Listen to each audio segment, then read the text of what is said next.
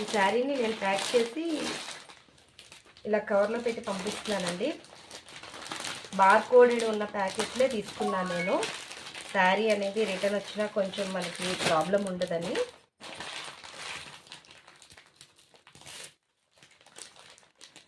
ఈ 2 శారీస్ ఒకరే ఆర్డర్ పెట్టారండి. ఈ ఆర్డర్ అనేది మాకు పాలకొల్లు నుంచి వచ్చింది.